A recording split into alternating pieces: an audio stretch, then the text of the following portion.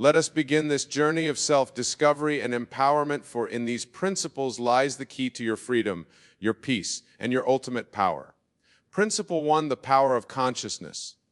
The first and most fundamental principle we must grasp is that consciousness is the only reality. Everything you perceive, everything you experience, every circumstance in your life is but an outpicturing of your consciousness. The world you see is a mirror reflecting back to you your own mental states, your own assumptions about reality. Many of you may find this concept challenging to accept at first. You may argue, but never will I see a solid world around me. I feel it, I interact with it. Surely this is reality. To this I say, what you perceive as solid and real is nothing more than a shadow cast by the light of your consciousness. Consider for a moment your dreams. When you're in a dream, does it not feel real? Do you not interact with people, touch objects, experience emotions?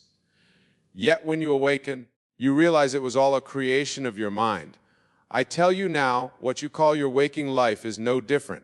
It is a dream, a grand collective dream, but a dream nonetheless. Once you truly grasp this principle, once you internalize it and live from it, you will understand that nothing can affect you unless you allow it to affect your consciousness. For you are not a powerless observer of reality, but the very creator of it. This understanding is the foundation upon which all else is built. It is the bedrock of your invincibility, the source of your power. For if consciousness is the only reality, and you are the master of your consciousness, then you are the master of your reality. But how do we wield this power? How do we shape our consciousness to create the reality we desire? This leads us seamlessly into our second principle. Principle 2, the law of assumption. The law of assumption states that if you assume a state to be true and persist in that assumption, it must harden into fact. This law is the cornerstone of creation, the very mechanism by which you shape your reality. When you assume a state, you are essentially declaring to the universe, this is who I am. This is what is true for me. And the universe, being nothing more than an outpicturing of your consciousness, has no choice but to conform to your assumption.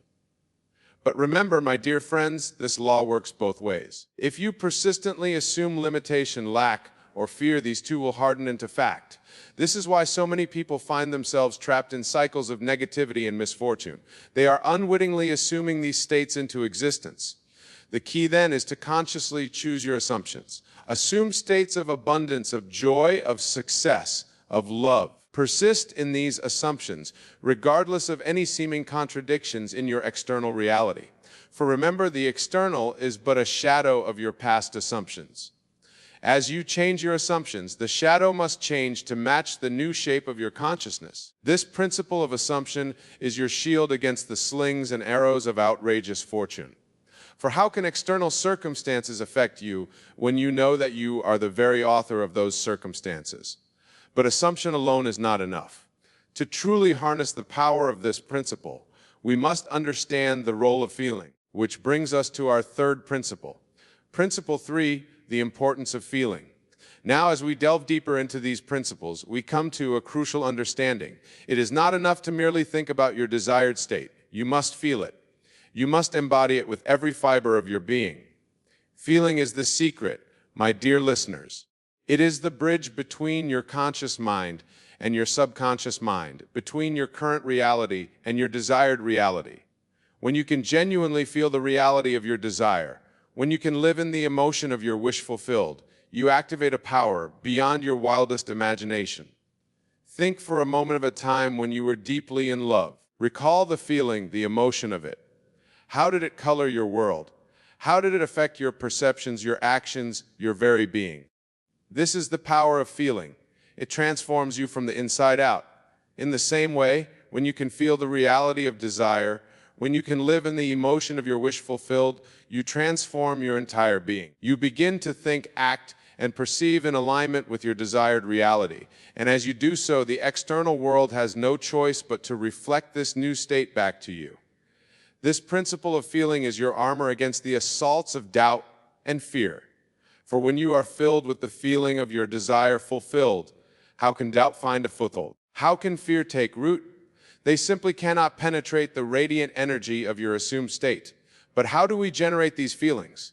How do we create such vivid, transformative emotions? This brings us to our fourth principle, a principle that unlocks the full creative power of your mind. Principle 4, the power of imagination. As we progress in our understanding, we come to the fourth principle, the power of imagination. My dear friends, your imagination is not some idle fantasy factory. It is the very workshop of creation.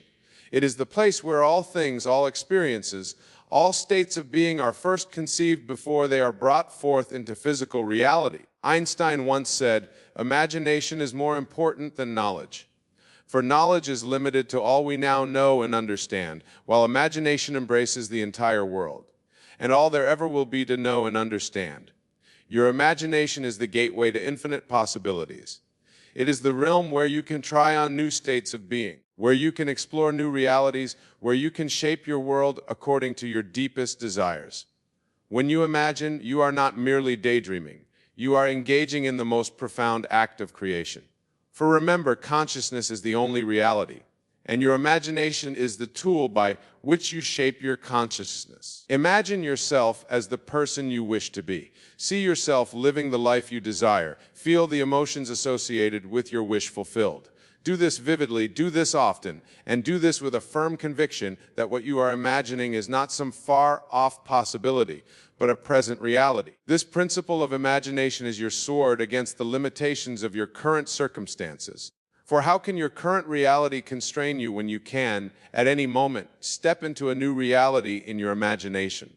But what of the past? What are the memories and experiences that seem to contradict our desired state? This brings us to our fifth principle, a principle that grants you power over time itself. Principle 5, the art of revision. Now we come to a principle that many find particularly powerful, the art of revision. This principle teaches us that we can go back into our past and change it. Not in a physical sense, of course, but in our consciousness, which, as we've established, is the only reality. You might ask, but Wayne, how can we change the past? Isn't it fixed to this? I say the past only exists in your memory, and memory is not fixed. It is fluid, constantly being written by your present state of consciousness. When you revise a past event, you are not denying that it happened. Rather, you are choosing to remember it differently. You are rewriting the story in a way that serves your present and future. For example, if you had an argument with a loved one, instead of replaying the argument over and over in your mind, reinforcing the negative emotions associated with it, you can revise it. Imagine the conversation going differently. See yourself and the other person coming to a loving understanding. Feel the warmth and connection between you. As you do this, you are not merely engaging in wishful thinking. You are actually reshaping your consciousness. And as your consciousness changes, your present reality must change to reflect it. This principle of revision is your time machine. It allows you to go back and plant seeds of positivity in your past, seeds that will bear fruit in your present and future. How can past events affect you when you have the power to revise them at will? But as we reshape our past and imagine our future, we must be careful not to fall into the trap of attachment. This brings us to our sixth principle, a principle that teaches us the power of letting go. Principle 6, the law of detachment. As we delve deeper into these principles, we come to one that many find challenging, the law of detachment. This law states that to manifest your desires, you must release your attachment to them. This may seem counterintuitive. You might think, but Wayne, if I want something badly, shouldn't I focus on it intensely? The answer paradoxically is no, for intense focus often comes from a place of lack, a place of not having, and remember what you assume you create. Instead, cultivate a state of detachment. This doesn't mean you don't care about your desires. Rather, it means you trust so completely in the law of assumption, in the power of your consciousness, that you can relax into the knowing that your desire is already yours. Think of it this way. When you order a meal at a restaurant, do you sit there fretting about whether it will come? Do you constantly ask the waiter where your food is? No, you relax. You engage in conversation. You enjoy the ambience. You know your meal is being prepared and will arrive at the perfect time. In the same way, once you have placed your order with the universe through your assumption and feeling, relax. Trust in the process. Know that what you have assumed must come to pass in its own perfect timing. This principle of detachment is your shield against anxiety and impatience. For how can you be anxious about the future when you know with absolute certainty that your desire is already yours? But detachment does not mean inaction. It does not mean we sit back and wait for our desires to manifest. This brings us to our seventh principle, a principle that teaches us the power of consistent action. Principle 7, the power of persistence. Now, my dear listeners, we come to a principle that is crucial for your success, the power of persistence. This principle teaches us that we must persist in our assumption, regardless of any seeming contradictions in our external reality. Remember the story of Joshua and the walls of Jericho. For 6 days, Joshua and his army marched around the city, blowing their trumpets with no visible result.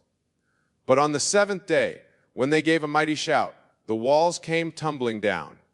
This story beautifully illustrates the principle of persistence. Joshua and his men didn't give up when they saw no immediate results. They persisted in their assumption, in their faith, until their desire manifested.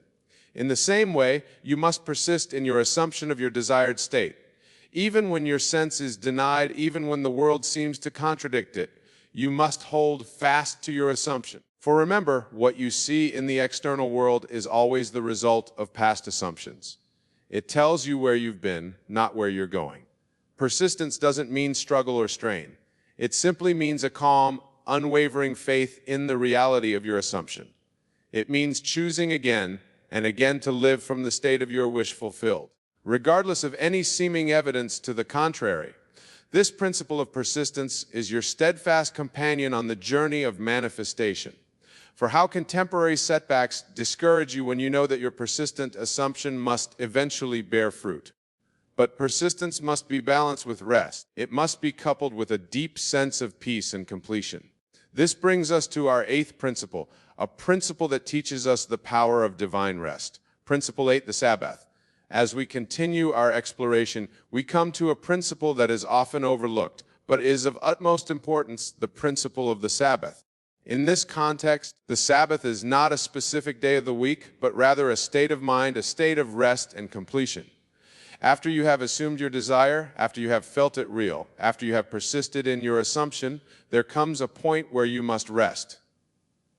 This rest is not an action, but rather a deep, abiding peace that comes from knowing your desire is already yours. In the biblical account of creation, God rested on the seventh day not because he was tired, but because the work was complete. In the same way, you must come to a point where you can rest in the absolute, knowing that your desire is manifested. This state of Sabbath is characterized by a profound sense of gratitude. You are grateful not for what you will receive, but for what you have already received. For in consciousness, in the only reality that truly matters, your desire is already yours. Entering this Sabbath state is crucial for manifestation. It is the final seal on your assumption, the period at the end of your adoration to the universe. It is the state from which miracles naturally flow. This principle of the Sabbath is your oasis of peace in the journey of creation. For how can you be disturbed by external circumstances when you rest in the deep knowing that all is well, all is complete? But as we rest in this state of completion, we must also understand the dynamic nature of creation. We must grasp the reciprocal relationship between our inner and outer worlds. This brings us to our ninth principle, a principle that reveals the true nature of cause and effect. Principle 9, the law of reversibility. Now, my dear friends, we come to a principle that may challenge your current understanding of cause and effect, the law of reversibility. This law states that while a physical fact can be the cause of an imagination, it is equally true that imagination can be the cause of a physical fact. In other words, while it's true that external circumstances can affect your mental state, it's equally true that your mental state can affect external circumstances. And since you have direct control over your mental state, you have indirect but very real control over your circumstances. For example, it's commonly believed that wealth brings a feeling of abundance, and this can certainly be true. But it's equally true that cultivating a feeling of abundance can bring wealth. The same is true for any state or circumstance you desire. This principle of reversibility puts the power back in your hands. Instead of waiting for circumstances to change so that you can feel better, you can feel better now, knowing that this feeling will inevitably lead to improved circumstances. Remember, the external world is but a shadow of your consciousness. Change your consciousness and the shadow must change. This is not wishful thinking or self-deception. This is working with the fundamental laws of creation. This principle of reversibility is your key to freedom from external conditions. For how can circumstances control you when you know that you can reverse the flow, creating circumstances from your chosen mental state? But to truly harness the power of all these principles, to become truly invincible to external influences, we must understand one final, all-encompassing principle. This brings us to our 10th and most profound principle, the principle that underpins all of creation, Principle 10, the I am. And now, my dear listeners, we come to the 10th and most profound principle, the I am. This principle is the foundation upon which all the others rest. It is the ultimate truth of your being. I am is the name of God, and it is your name too, for you are not separate from God, but an individualized expression of the divine. When you say I am, you are invoking the creative power of the universe. Whatever follows I am in your consciousness becomes your reality. If you say I am weak, you invoke and embody weakness. If you say I am strong, you invoke and embody strength. This is not mere positive thinking. This is aligning yourself with the creative power of the universe, understanding this principle. You realize that you are not at the mercy of external circumstances or internal states. You are the chooser of your state. At any moment, you can declare I am and follow it with whatever state you wish to embody. This principle of I am is the ultimate shield against all that would affect you, for how can anything disturb you when you know that you are one with the creative power of the universe? My dear friends, as we conclude our exploration of these 10 principles, I want you to realize the immense power that lies within you. These principles are not mere theories or philosophical concepts. They are practical tools for living, keys to unlocking the infinite potential that resides within you. When you truly grasp these principles, when you live from them consistently, you become unshakable. Nothing can affect you because you know that you are the affecting power in your world. You are not a victim of circumstances, but the creator of them. Imagine for a moment your life would be like if you fully embodied these principles. Imagine moving through your days with the unshakable, knowing that you are the master of your fate, the captain of your soul. Imagine facing challenges not with fear or anxiety, but with the calm certainty that you have the power to overcome them, to transform them, to use them for your growth and evolution. This is not a fantasy, my friends. This is your birthright. This is the truth of who you are. But remember, knowing these principles intellectually is not enough. You must apply them. You must become them. Start now. Choose a state you wish to embody. Perhaps it's confidence or abundance or love. Assume that state. Feel it. Live from it. Persist in it.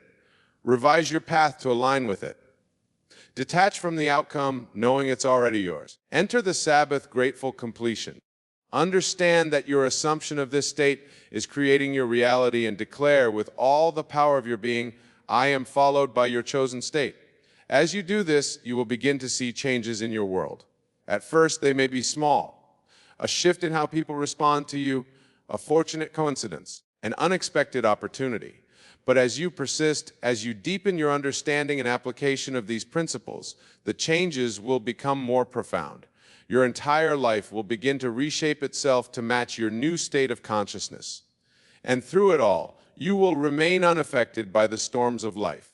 For you will know with unshakable certainty that you are the weather maker. You are the creator of your reality. My dear friends, this is the promise of these 10 principles. This is the power that lies within you. Embrace it, live it, become it, and watch as your world transforms before your very eyes. But let us delve even deeper into the practical application of these principles, for it is in their consistent application that true mastery is achieved. Consider your daily life. From the moment you wake up to the moment you fall asleep, you are constantly declaring your state of being. Every thought, every emotion, every reaction is a declaration of who you are. Are you declaring states of limitation and fear or states of abundance and power?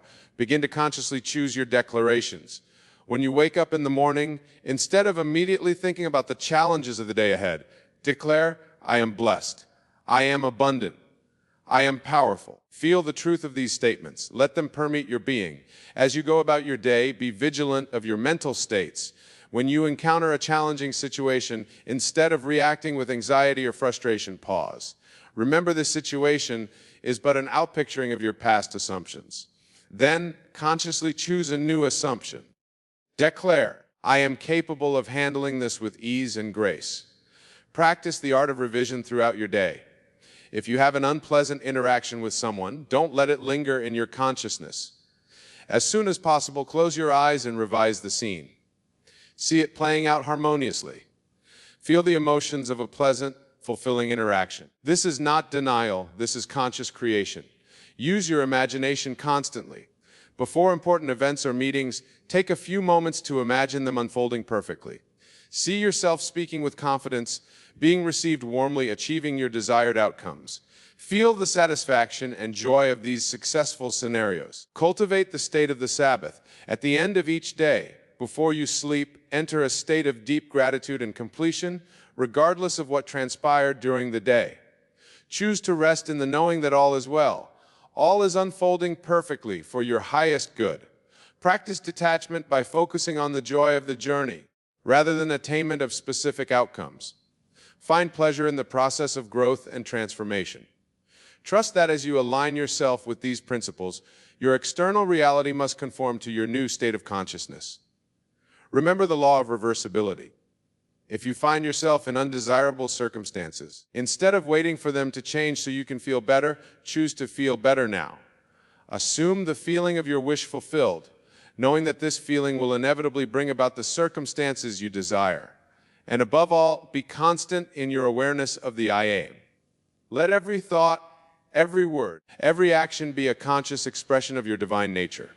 For in this constant awareness lies true invincibility. My dear friends, as you integrate these principles into your daily life, you will find yourself becoming more and more impervious to external influences. You will no longer be swayed by the opinions of others, by temporary setbacks, or by apparent obstacles. For you will know with every fiber of your being that you are the creator of your reality. But this journey of mastery is not just for your own benefit. As you embody these principles, as you live from this elevated state of consciousness, you become a beacon of light in the world. You inspire others by your example. You show them what is possible when we fully embrace our divine nature. For remember, the world is yourself pushed out. As you transform your own consciousness, you contribute to the transformation of the entire world. Every assumption of a higher state, every act of revision, every moment of Sabbath rest ripples out into the collective consciousness, elevating all of humanity. This is the true power of these principles. They not only free you from the influence of external circumstances, but they also empower you to become a force for positive change in the world. Imagine a world where more and more people understand and apply these principles. Imagine a collective consciousness rooted in abundance, love, and endless possibility. This is the world you are helping to create as you master these principles in your own life. So I urge you, my dear friends, to take these principles to heart. Study them. Apply them. Or in doing so, you not only transform your own life, but contribute to the transformation of the entire world. Go forth now armed with this knowledge, empowered by this understanding. Be the conscious creator you were born to be. For in doing so, you not only transform your own life, but you contribute to the transformation of the entire world. Remember, the world is yourself pushed out. As you embody these principles, as you live from this elevated state of consciousness, you uplift all of humanity. You become a beacon of light showing others what is possible when we fully embrace our divine nature. In closing, I want to remind you of a profound truth. You are not merely a human being having a spiritual experience. You are a spiritual being having a human experience. And armed with these 10 principles, you can make that human experience as glorious, as joyful, as abundant as you choose. Be bold in your assumptions.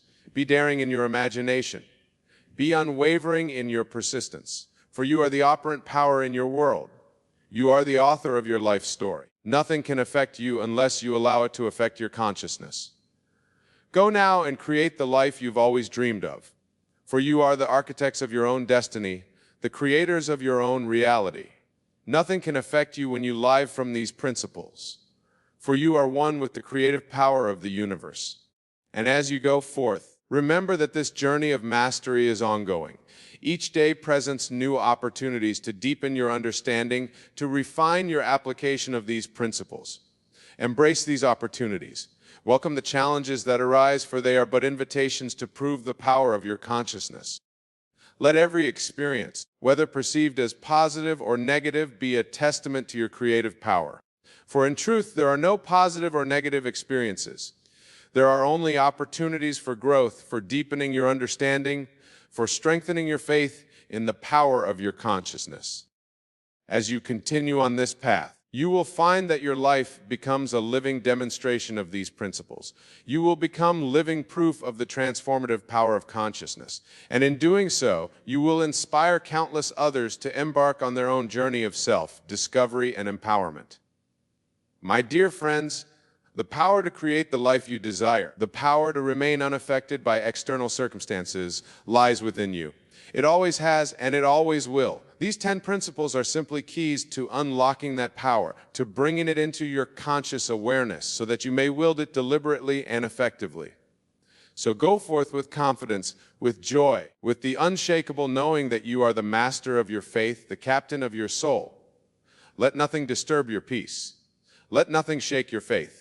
For you are one with the creative power of the universe, and in that oneness lies your invincibility. Thank you. And may your imagination be filled with wonders beyond measure. May your consciousness expand to embrace the infinite possibilities that lie before you. And may you always remember the truth of who you are, the operant power, the divine creator of the I Am. I want you to understand that these habits we'll discuss are not external forces imposed upon you. They are patterns of thought and behavior that you have accepted, perhaps unknowingly, as part of your reality. But just as you have accepted them, you have the power to release them and step into your true, limitless nature. Let us begin with the first habit, living in the past. My dear friends, how often do you find yourselves dwelling on past events, reliving old hurts, or longing for times gone by? This habit of living in the past is perhaps the most insidious of all, for it robs you of your true creative power, the power of now. You see, the past, as you perceive it, is nothing more than a shadow, a memory traced in the halls of your mind. It has no substance, no reality, except that which you give it through your attention. When you dwell in the past, you are quite literally creating it anew in your present experience. Imagine, if you will, a projector in a cinema. The images on the screen seem real, don't they? They evoke emotions, trigger responses. But are they truly real? No, they are mere projections, illusions of light and shadow. Your memories, your past are much the same. They are projections of your consciousness given light by your attention. But here's the liberating truth. You are not the projectionist bound to play the same reel over and over. You are the projector itself, the source of all images. You have the power to change the reel, to project new images, to create a new reality. How do you do this? By fully embracing the power of the present moment, by recognizing that now is the only point of power. It is in this moment, right here, right now, that you have the ability to choose, to create, to manifest. When you catch yourself dwelling on the past, gently but firmly bring your attention back to the present. Feel the aliveness of this moment. Recognize that in this now you are free, you are powerful, you are divine. The past has no power over you unless you give it power. This leads us seamlessly to our second habit, worrying about the future. Just as living in the past robs you of your power, so too does anxiety about the future. How many of you lie awake at night mind racing with what-ifs and worst-case scenarios? This habit of projecting fear into the future is a misuse of your divine created power. You see, my dear friends, the future does not exist except as a concept in your mind. It is a blank canvas waiting for the strokes of your imagination. When you worry about the future, you are using your God-given power of creation to manifest the very things you fear. Remember, your imagination is not just idle fantasy. It is the very workshop in which your reality is forged. What you imagine with feeling, with conviction, becomes the blueprint for your experience. When you worry, you are imagining negative outcomes and imbuing them with the power of your emotion. You are, in essence, praying for what you do not want. Instead of worrying about the future, I urge you to use your imagination constructively. See the future you desire. Feel it, live it in your mind as if it were already a reality. For in truth it is in the realm of infinite possibility, which is your true home. All possibilities already exist. Your job is not to make things happen, but to align yourself with the reality you prefer. When you find yourself worrying about the future, pause. Take a deep breath. Remind yourself that the future is not set in stone, but is clay in your hands. Then consciously choose to imagine the outcome you desire. Feel the relief, the joy, the satisfaction of that perfect future. Let those feelings fill your being. This is not mere positive thinking, my friends. This is the active use of your divine creative power. Now let us move on to the third habit, comparing yourself to others. This habit, my dear friends, is a particularly pernicious one, for it denies the unique divine spark that resides within each of you. When you compare yourself to others, you are looking outside of yourself for validation, for a measure of your worth. But I tell you, there is no standard external to you by which you can be measured. You are a unique expression of the divine. There has never been, nor will there ever be, another being exactly like you. Your journey, your experiences, your perspective are yours alone. To compare yourself to another is like comparing an oak tree to a rose bush. Both are perfect expressions of life, yet wholly unique in their manifestation. When you fall into the habit of comparison, you are denying your own divinity. You are saying to the universe, I am not enough as I am. But I assure you, you are more than enough. You are, in fact, all that is. For in your true nature, you are one with the divine, one with all of creation. Instead of comparing yourself to others, I urge you to turn your gaze inward. Recognize the divine spark within you. Celebrate your unique gifts, your particular way of expressing the infinite. For it is in embracing your true self, your divine nature, that you find true fulfillment and peace. When you catch yourself making comparisons, pause. Take a deep breath. Remind yourself of this truth. I am a perfect expression of the divine, all incomplete as I am. Feel the truth of these words resonating in every cell of your being. For as you acknowledge your own divinity, you automatically release the need for external validation. This understanding leads us naturally to our fourth habit, seeking approval from others. My dear friends, how much of your life is spent seeking the approval of others? How often do you shape your actions, your words, even your thoughts, based on what you believe others want or expect from you? This habit of seeking external approval is a denial of your own inner guidance, your own divine wisdom. You see, within each of you is a direct line to the infinite intelligence of the universe. This inner knowing, this divine guidance, is always available to you. It speaks to you in the language of intuition, of feeling, of inner knowing. But when you habitually seek approval from others, you drown out this inner voice. You will replace divine wisdom with human opinion. Remember, no one else can know what is right for you. No one else walks in your shoes, sees through eyes, or knows the stirrings of your heart. The approval you seek outside yourself can only ever be a pale reflection of the divine approval that already resides within you. Instead of seeking approval from others, I urge you to cultivate a deep trust in your own inner guidance. Listen to the still, small voice within. Feel for the path that resonates with your deepest truth. For it is in aligning with this inner knowing that you step into your true power, your divine nature. When you find yourself seeking approval, pause, take a deep breath. Turn your attention inward and ask yourself, what do I know to be true? What feels right to me? Trust the answer that arises. It may come as a thought, a feeling, or simply a sense of knowing. This is your divine self guiding you towards your highest good. Now, let us explore the fifth habit, negative self-talk. My dear friends, the words you speak to yourself are perhaps the most powerful in all of creation. For these words, these thoughts are the very instructions you give to the infinites to create your reality. When you engage in negative self-talk, you are quite literally programming yourself for limitation and failure. You see, the subconscious mind does not differentiate between what is real and what is imagined. It accepts as truth whatever you tell it repeatedly. When you habitually engage in negative self-talk, saying things like, "I'm not good enough," or "I always fail," you are instructing your subconscious to make these statements reality. Here's the liberating truth. Just as you have the power to program limitation, you have the power to program success, abundance, and joy. Your words, your thoughts are the tools with which you sculpt your reality. Instead of negative self-talk, I urge you to consciously cultivate positive, empowering inner dialogue. Speak to yourself as you would to someone you deeply love and respect.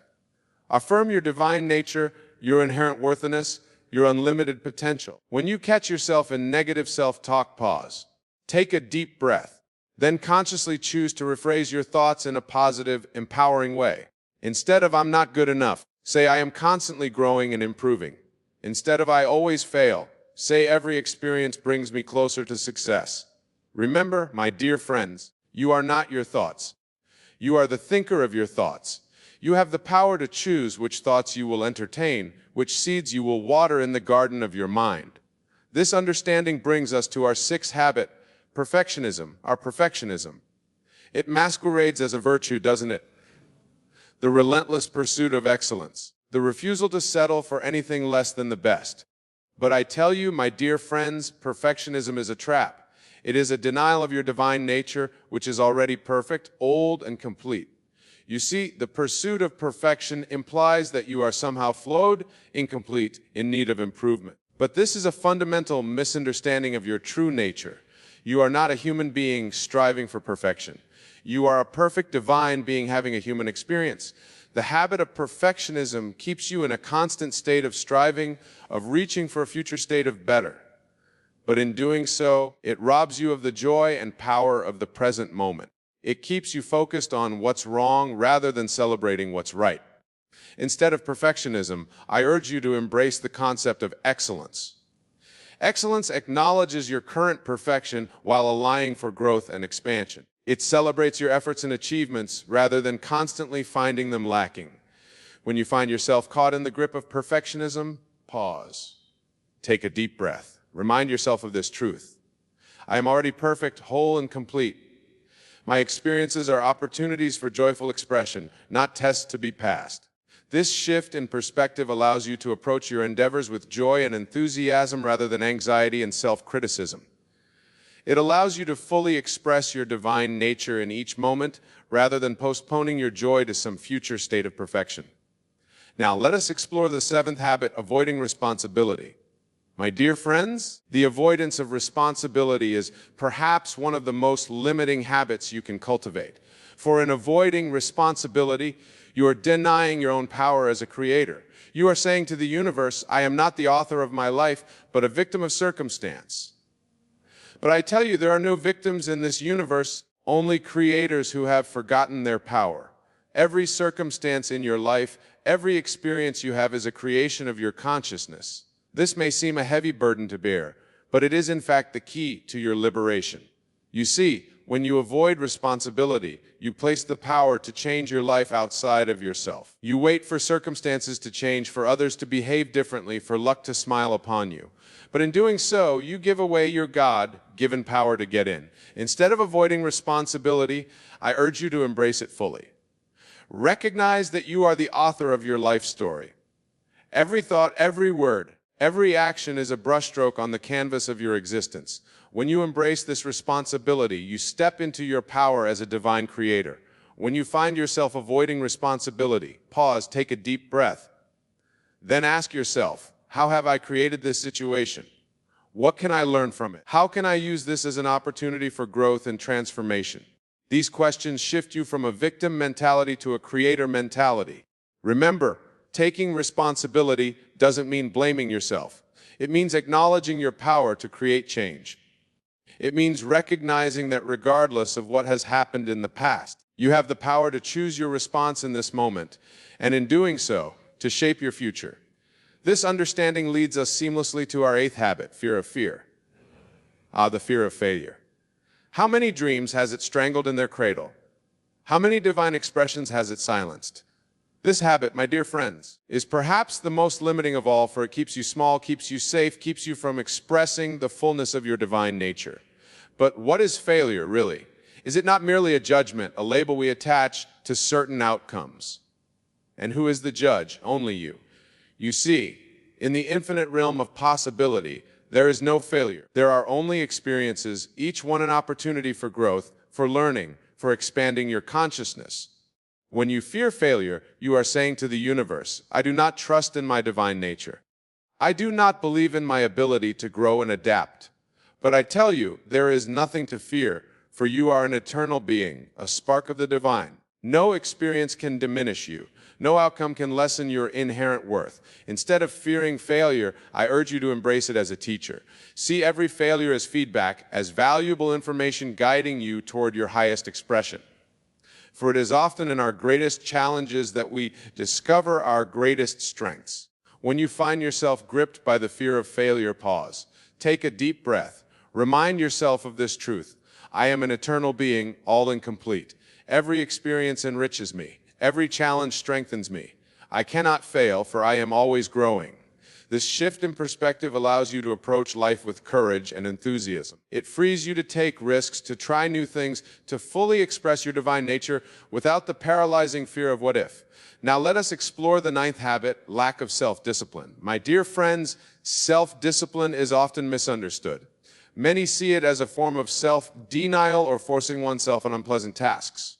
But true self-discipline is something far more powerful and liberating. It is the ability to align your actions with your highest intentions, to bring your outer world into harmony with your inner vision. You see, each of you has within you a vision of your highest self, your most divine expression. This vision is not something imposed from outside, but a knowing that comes from your deepest essence. Self-discipline is the bridge that allows you to bring this vision into reality. When you lack self-discipline, you are at the mercy of your fleeting moods, your temporary discomforts, your habitual patterns. You allow the small everyday self to override the wisdom of your higher self. In doing so, you deny your own divinity, your own power to shape your reality. Instead of viewing self-discipline as a burden, I urge you to see it as a form of self-love. It is the highest respect you can show to your divine nature. When you exercise self-discipline, you are saying to the universe, I honor my highest vision. I commit to my own growth and expansion. When you find yourself struggling with self-discipline, pause. Take a deep breath. Connect with your vision of your highest self. Feel the power and aliveness of that vision. Then ask yourself, action would my highest self take in this moment? Trust the answer that arises and act on it. Remember, self-discipline is not about perfection. It's about consistent effort, about choosing again and again to align with your highest intentions. Each time you make this choice, you strengthen your connection to your divine nature.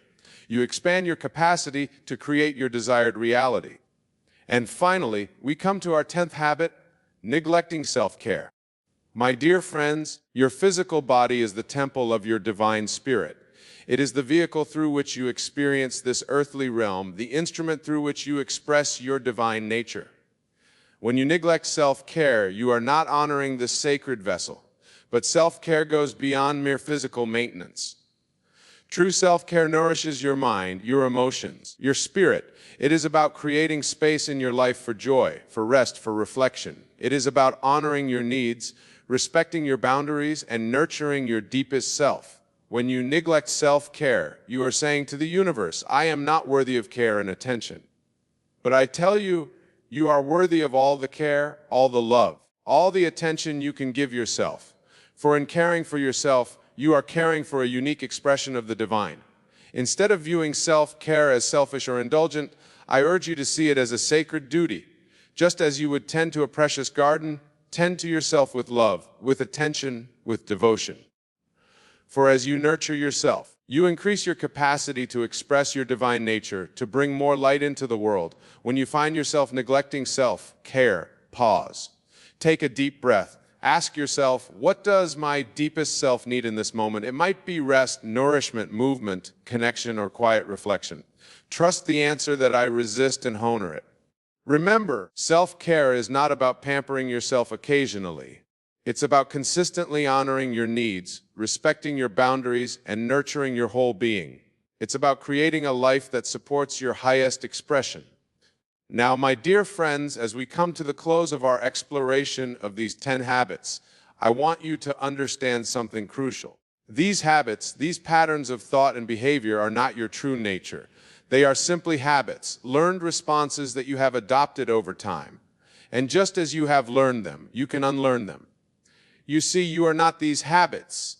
You are not your thoughts, your emotions, your past experiences. You are the awareness that observes all these things. You are the divine consciousness that animates your being. This awareness, this consciousness untouched by any habit, any pattern, any experience. When you recognize this truth, when you identify with your true nature rather than with these temporary habits, you reclaim your power. You step into your divine inheritance as a creator, as a shaper of reality. So I urge you, my dear friends, to be vigilant. Watch your thoughts, your words, your actions. When you catch yourself falling into these habits of mental weakness, pause. Take a deep breath. Remind yourself of your true nature. Choose again, this time from a place of power and divine knowing. Remember, every moment is a new beginning. Every breath is an opportunity to re-island with your highest self. You are not bound by your past, by your habits, by your perceived limitations. You are free here and now to choose again. As you go forth from this place, carry with you this knowing. You are a divine being, perfect, whole, and complete. These habits we've discussed are not forced to be corrected, but opportunities for growth, for expansion, for more fully expressing your true nature. Embrace these opportunities. Use them as stepping stones on your journey of self-realization. For as you release these habits of mental weakness, you make space for your true strength to emerge. You allow your divine light to shine more brightly in the world. And know this as you do this work, as you consciously choose to align with your highest self. You are not just transforming your own life. You are contributing to the transformation of the entire world.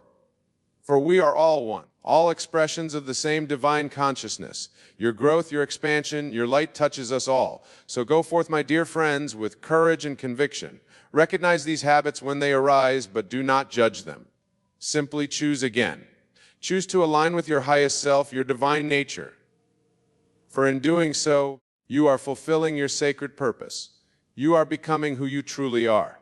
Remember always, you are powerful beyond measure, loved beyond imagination, and capable of more than you could ever dream. Now go and let your divine light shine. You know, life is a wild journey full of ups and downs, twists and turns, people coming in and out of your life like they're on some kind of revolving door. But listen up, let me tell you this, God doesn't remove anything or anyone from your life without a reason. Oh, no, sir, there's always a purpose behind it. And you can bet your last dollar He never takes something away without having something better in store for you. That's not just a feel-good saying. That's a promise straight from the Almighty. Now, let's talk about this journey you're on.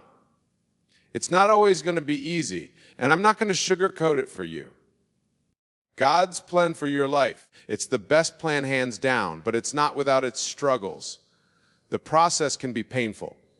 Sometimes it's downright confusing. You're praying, but all you hear is silence. And it's in that silence you start wondering, God, where are you? But let me reassure you, even when God is quiet, He's still working. Oh yeah, He's working behind the scenes, moving things around, lining up your blessings like chess pieces, setting you up for victory. Romans 8:28 couldn't have said it any better. And we know that in all things, God works for the good of those who love Him, who have been called according to His purpose. Did you catch that? All things good, bad, ugly, are working together for your good. You might not see it right now, but trust me, God's got a plan. And He's always doing a new thing. He's making ways where there seem to be no ways, doors where there used to be walls. Check out 40 Isaiah 3:99, where God says, see, I'm doing a new thing. Now it springs up, do you not perceive it? I am making the way in the wilderness and streams in the wasteland. Let that sink in for a minute. God is asking you to trust the process. When things don't go as planned, when someone walks out of your life, God is already preparing something bigger and better. But here's the kicker, not everybody needs to know. Not every God is up to in your life. Let's turn to Proverbs 12:23. The prudent keep their knowledge to themselves, but a fool's heart blurts out folly. See, when God gives you a vision, a glimpse of your future, it's not for everybody. Not everyone is ready to see what God is doing in your life. Some battles, my friend, are meant to be fought in private. The enemy only knows what you tell him. He's not all-knowing, contrary to popular belief. Sometimes we sabotage our own blessings by running our mouths too soon, telling folks what God hasn't yet told us to share. Don't let that be you. Hold on to your vision, let God work, and watch what happens when the time is right. Now let's talk about people for a minute. If there's one thing life will teach you, it's that people come and people go. Friends you thought were going to ride with you until the wheels fell off, some of them will disappear. It hurts, I know, but don't get it twisted. God is always working things out for your good. He doesn't allow anything to happen by accident. Every person who leaves, every door that closes, it's all part of His grand design. Let me break this down for you here. 5 reasons God might remove someone from your life. And believe me, I've lived through some of these. The first reason is simple: to fulfill His divine plan. You see, God has a destiny for your life, and if there's someone in your world who's blocking that, they've got to go. Now, fulfilling God's divine plan is bigger than just reaching your goals or hitting milestones in your personal life. Now, this is about God's kingdom, His purpose, and how your life plays a role in that. Sometimes we're so caught up in our daily struggles, our relationships, and our careers that we lose sight of the bigger picture. But God, He sees it all. He knows the beginning, the end, everything in between. He sees how your life is going to impact not just you, but generations to come. Remember Jeremiah 29:11. For I know the plans I have for you, declares the Lord. Plans to prosper you and not to harm you. Plans to give you hope in a future that's a promise, folks. God's saying, I've got this all mapped out for you. I'm taking you places. But here's where it gets real. Not everyone who starts the journey with you is meant to finish with you. Some folks are seasonal. That's okay, because God knows who and what needs to be pruned out of your life so that you can grow. Think about a gardener for a second. In order for a plant to thrive, the gardener has to cut away the dead or diseased parts. That pruning process might seem harsh, but it's necessary. It's the same with your life. There are people, habits, even mindsets holding you back from becoming who God has called you to be. And when that happens, God will step in and remove those things, even if you're not ready to let them go. Now, I'm not saying this is easy. Oh no, it's tough. Sometimes God removes people you thought you couldn't live without a close friend, a significant other, maybe even a family member. These are folks you trusted, loved, and thought would be with you forever. But if they're hindering God's plan for your life, they've got to go. And when they leave, it feels like your world is falling apart. But you've got to trust that God sees things you don't see. He hears conversations you weren't privy to. He knows the hidden motives and the ways in which this person might be holding you back without you even realizing it. Maybe that person is pulling you away from your faith. Maybe they're encouraging you to settle for less than what God has for you. Maybe they're simply a distraction. And sometimes it's not that they're bad people. They're just not aligned with where God is taking you. Their season in your life has ended, and that's a hard pill to swallow. But you've got to let them go so you can step fully into what God has for you. Look at Abraham and Lot in the Bible. God called Abraham to leave his home and go to a land He would show him. Abraham took his nephew Lot along with him, but eventually they had to part ways. Not because Lot was a bad guy, because he wasn't meant to go where God was leading Abraham. And once Lot left, that's when God reaffirmed His promise to Abraham. Sometimes you've got to let people go before you can fully step into your destiny. When God removes someone from your life, it's not always because they're toxic or harmful. Sometimes their role in your story is simply over. They've served their purpose, and now it's time for both of you to move on to the next chapter. God's plans for you are bigger than you can imagine. He's making room for new relationships, new opportunities, and new blessings. But this is where faith comes in. You've got to trust that God knows what He's doing, even when it doesn't make sense, even when it hurts, even when it feels like you're losing everything. Because what feels like loss to you is actually God positioning you for something greater. He's aligning you with the people and opportunities that will help you fulfill your destiny.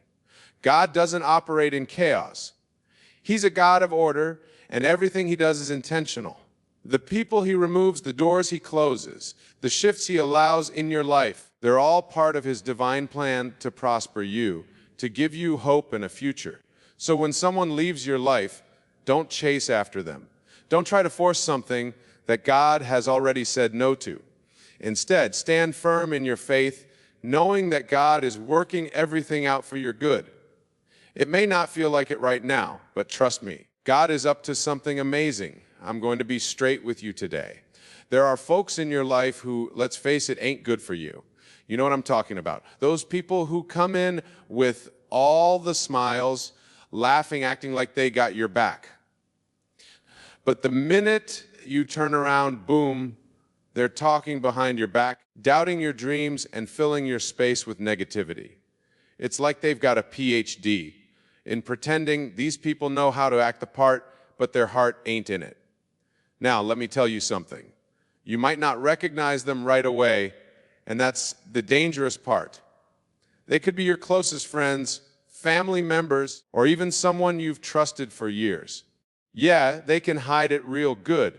Well, let me tell you, God knows exactly who they are. See, you can only see the surface, but God sees their heart, their motives, and their true intentions. He hears those conversations they're having when you're not around, sees those sneaky little plans they're making to bring you down. So when someone leaves your life unexpectedly, you better believe that's God stepping in to protect you from something you couldn't even see coming. Hold up, Steve. How do I know when someone's toxic? I'm glad you asked. Look, toxic people are sneaky. They don't come at you with a sign on their forehead saying, hey, I'm here to mess up your life. No, no, no. They come in all kinds of ways. Maybe they're the ones who always have something negative to say, or maybe they're just pulling you away from your purpose little by little. You feel that. That's your spirit telling you something ain't right. You're constantly walking on eggshells around them, second, guessing yourself. They're draining your energy, making you feel small. And let me tell you, when someone makes you feel like you've got to dim your light, they're toxic, period. Here's the deal, these people might have been in your life for a long time. Maybe you all go way back to when you didn't even have two nickels to rub together. But just because someone was good for you in one season doesn't mean they're supposed to stick around for the next. I'm about to get real on you now, so buckle up. 1 Samuel 16:7 says, the Lord does not look at the things people look at. People look at the outward appearance, but the Lord looks at the heart. Now, ain't that the truth? We get caught up in what we see, how someone talks, how they dress, or how they treat us in public. But God ain't fooled by appearances. He's looking at their heart, at what's really driving them. And let me tell you something. God knows if they're truly for you or if they're just playing the part. And when he removes someone from your life, don't you dare chase after them. I'm telling you, let them go. God's not in the business of hurting you. He's protecting you from what you couldn't even see. But Steve, what if it's someone I thought I'd be with forever? Listen here, God's got a way of pruning your life. It's like a tree. Sometimes he's got to cut off the dead branches so you can grow. And let me tell you, that pruning process hurts. It stings, especially if you thought that person was going to be in your life forever. But trust me, God sees the bigger picture. You're over here worried about why they left. But God's like, child, I'm trying to make space for something better. I know it's tough to see when you're in the middle of it. Maybe you thought that person was perfect for you. Maybe they understood you in ways no one else ever did. But you've got to trust that God's timing is better than yours. Romans 8:28 tells us, all things work together for the good of those who love God. So even when it doesn't make sense right now, even when it hurts, God is working things out in your favor. Don't doubt that. So, what's next? Let them go. Here's the thing you've got to learn to release people. Don't hold on to someone just because they've been around forever. People come into your life for a reason, a season, or a lifetime. And it's up to you to figure out who's who. Some people are only meant to be in your life for a short time to teach you something. And then they've got to go. That's all right. Not everybody is supposed to be there for the long haul. And let me hit you with some real talk God's got better for you. Sometimes we hold on to things because we think it's the best we'll ever have. We get comfortable, we settle, thinking, well, this is as good as it gets. But baby, let me tell you, God's plans for you are bigger than anything you can imagine. 1 Corinthians 2:9 says, "What no eye has seen, what no ear has heard, and what no human mind has conceived, the things God has prepared for those who love him." You don't even know what's coming. God's about to blow your mind with blessings if you just let him do his work. Toxic people can't go where God's taking you. Now let's get back to those toxic folks. You know the ones I'm talking about. The people who always seem to bring drama, negativity, and doubt into your life. The ones who smile in your face but secretly hope you fail. You've got to understand something, and I need you to hear me clearly on this. Toxic people cannot go where God is taking you. They just can't. They've got no place in the space where God's abundance is about to flow. Now, I know it's hard to cut people off, especially if they've been in your life for a long time.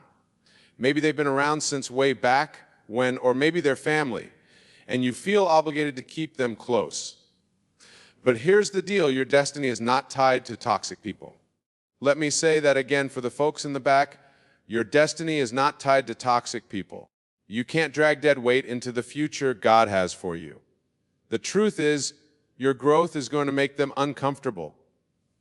Your elevation is going to rattle their cages because they want to keep you where you are stuck. Doubting yourself, second-guessing your worth, and questioning your calling. But that's not where God wants you. That's not where he's taking you. You see, toxic people thrive in chaos. They feed off negativity.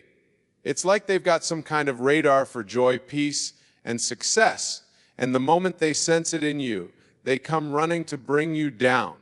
They can't stand to see you win because your victory shines a light on everything they refuse to deal with in their own lives. And let me tell you something, God did not create you to shrink yourself just to make someone else feel comfortable.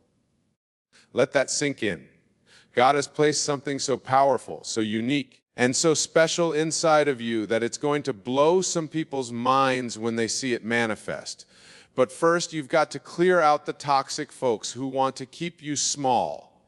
You can't carry extra baggage into God's promised land. Let's get real for a minute. You ever try to carry too many bags at once? You're struggling, things are slipping, and before you know it, you drop everything.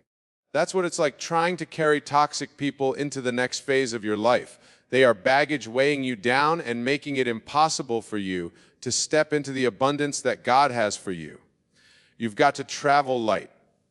Toxic people, they're extra weight. They're dragging you. And as long as you keep holding on to them, you're never going to reach the heights God wants to take you. You see, God wants you to live abundantly, not just survive. Let me make that plain.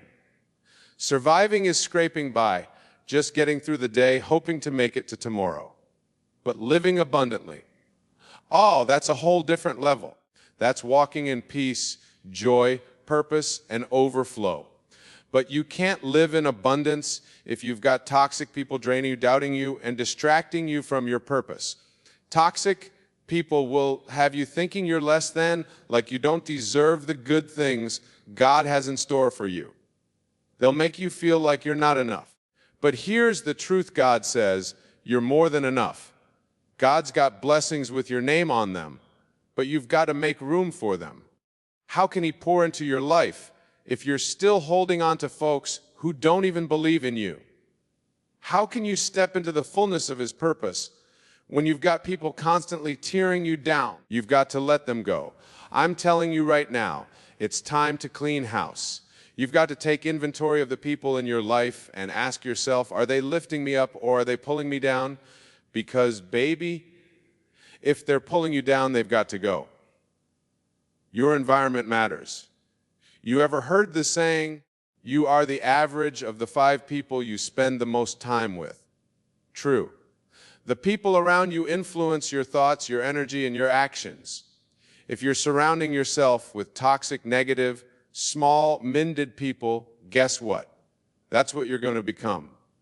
But when you align yourself with people who believe in you, who push you to be better, who encourage your growth, that's when you start to thrive. God wants to surround you with people who are going to speak life into you, not drain the life out of you. Look, it's time to elevate. It's time to step into the next level of your life, and not everyone can go with you. That's not being harsh, that's just facts. Some people are only equipped to handle the you that you used to be. They can't handle the you that God is shaping and preparing. They can't handle the blessings God is about to pour into your life, and they'll do everything in their power to keep you stuck in the old version of yourself. But you've got to rise above that. You've got to be willing to walk away from the people who don't fit where God is taking you. Letting go is a sign of faith. I know it's hard. I know letting go of people you've cared about for years feels like ripping off a Band-Aid. But here's the truth, letting go is a sign of faith. It's saying, God, I trust you more than I trust my attachment to this person. It's believing that God's plans are better than your comfort zone. And let me tell you, God's plans are always better. He sees what you can't see. He knows what's ahead of you. And if He's telling you to let go of someone, it's because He knows they're not part of your future. They can't handle where He's taking you. And if you keep them around, they'll only hold you back from the blessings He's preparing for you. So my friend, don't fight it.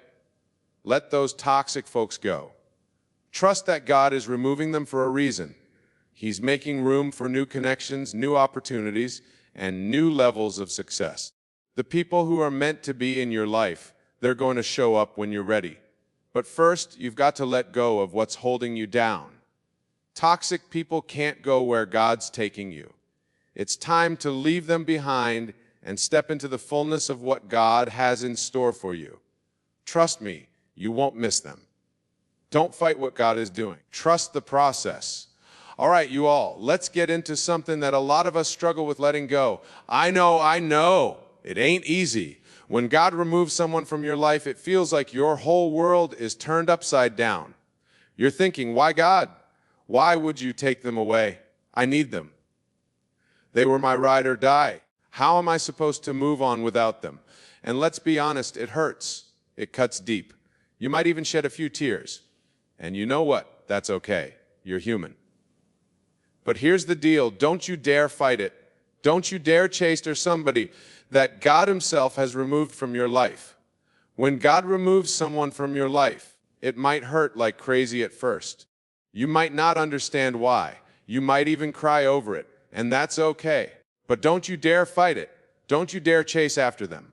God is always working for your good, even when it doesn't make sense to you right now. He's got better in store for you. Always. So trust the process.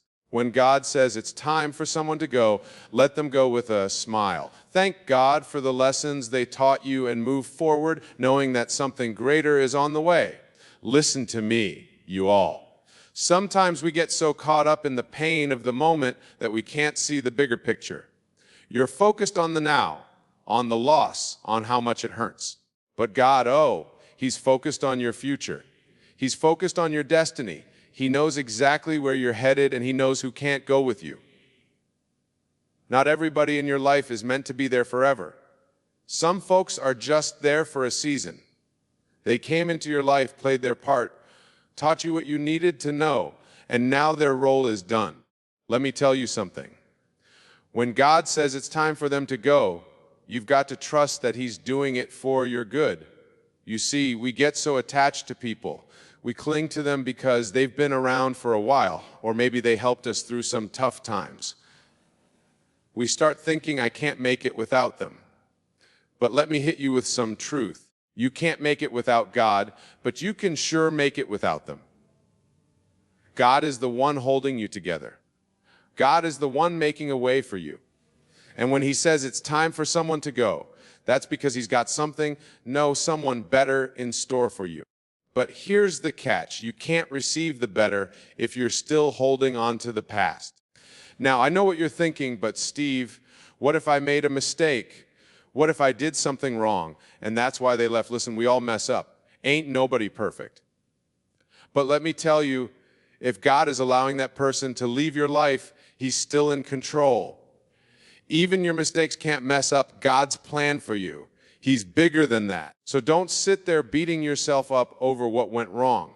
Trust that God's plan is unfolding exactly the way it's supposed to, even if it doesn't make sense right now. You've got to trust the process. Here's where we get tripped up. We want to know why. We want answers. Why did they leave? Why did it end like this? But God doesn't always give us the answers right away. Sometimes you just got to walk by faith and trust that He knows what He's doing. Let me tell you a little something about faith. Faith is trusting God when you don't have all the answers. It's believing that He's working things out for your good, even when your heart is broken, even when you feel lost, even when everything seems upside down. That's faith. You see, God isn't just interested in your comfort, He's interested in your growth. And growth, it requires some pruning. If you've ever seen a tree being pruned, you know it doesn't look pretty. Branches are getting cut off left and right. And if you didn't know better, you'd think the gardener was hurting the tree. But what's really happening, that pruning process is making room for new growth. It's allowing the tree to become stronger, healthier, more fruitful. And that's exactly what God is doing in your life. He's removing the people, the situations, and the relationships that are no longer serving your growth, even if it hurts in the moment. Let go with grace. Now, here's the part where you've got to be strong. When God removes someone from your life, don't chase after them. Don't try to hold on to what's already gone. Let them go with grace. Thank God for the role they play. Thank Him for the lessons you learned, and then move forward. You've got to believe that what's coming is greater than what's gone. You've got to have faith that God's plans for you are so much bigger, so much better than anything you could imagine. Look, I know it's hard, I know it's painful, but don't you dare let that pain keep you stuck. Don't you dare let the absence of someone steal your joy or your peace. God's got your back. And He's already working behind the scenes on your behalf. Trust Him. Trust His timing. Trust His process. Because let me tell you, what's ahead of you is greater than what's behind you. The people God is bringing into your life are going to love you, support you, and push you toward your destiny. But you've got to make room for them. So, the next time someone walks out of your life unexpectedly, don't panic. Don't fight it. Smile, thank God, and move forward knowing that something greater is on the way. Trust the process, baby. God's got you. Keep your heart open for the good people. Here's the beautiful part: when God takes someone out of your life, He's making space for the right people to come in. And those people, they're going to love you for real. They're going to support your dreams, push you closer to your purpose, and they're going to be there when it counts. That's the kind of folks you want in your corner. People who see your worth, who celebrate your wins, and who lift you up when you're down. So let me leave you with this categorized of people in your life. Not everyone is meant to stay forever. Recognize who's there for a season, who's there for a reason, and who's there for a lifetime. Don't fight it when someone's season is over. Embrace the change and trust that God's plan for your life is always, always better than anything you could have dreamed up yourself. Keep moving forward, keep trusting God, and make room for the blessings that are on the way.